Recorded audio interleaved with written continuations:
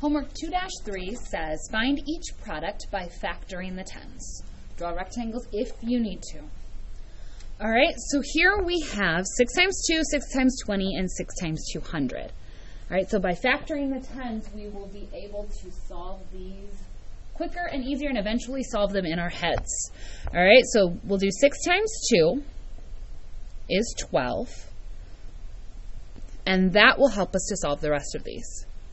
For 6 times 20, I'm going to factor out that 10 by saying 6 times, and I'm going to turn 20 into 2 tens, so 2 times 10. Since I can flip-flop multiplication and do it any order I want, I'm going to do 6 times 2 first, which I know is 12, and if I multiply that by 10, I can just add a placeholder at the end, bumping it up a place value, so I have 120. The same thing happens here, except I factor out 2 tens, because I know 10 times 10 is 100, and I have 2 hundreds here. So I'm going to have 6 times 2 times 10 times 10. So there's my 100 times my 2 gives me 200. But if I do it this way, it becomes a lot easier because I can do 6 times 2, which is 12, and then add on 2 placeholders, bumping it up 2 place values to give me 1,200.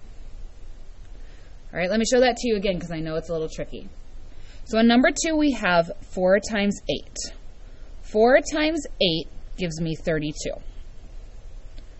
That will help me do these other 2 problems.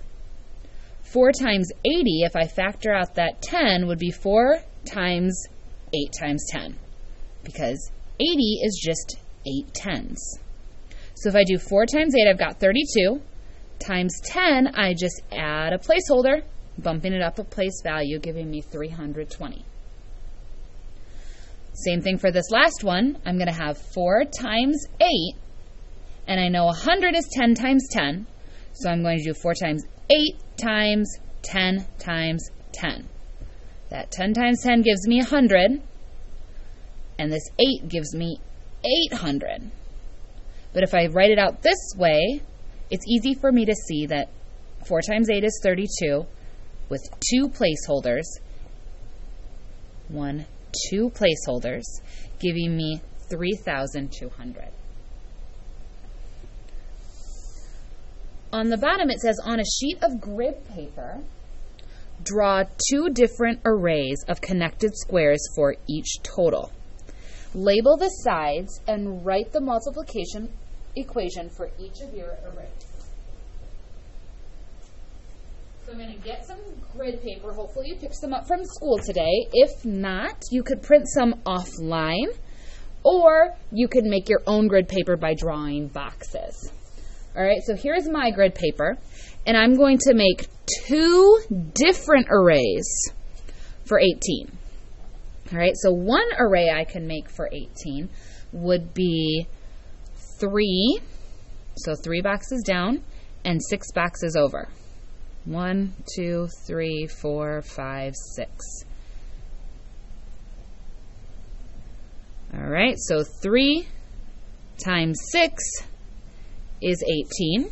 So I could do 3 times 6 equals 18. And I could do another box with 2 and 9. 1, 2, 3, 4, 5, 6, 7, 8, 9. Okay. So 2 down and 9 over, giving me 18 boxes. So I labeled 2 and 9. So my other multiplication problem for 18 would be 2 times 9 equals 18. I'll do the same thing for 20 and 24. Make sure to bring in your grid paper so that I can see your rectangles.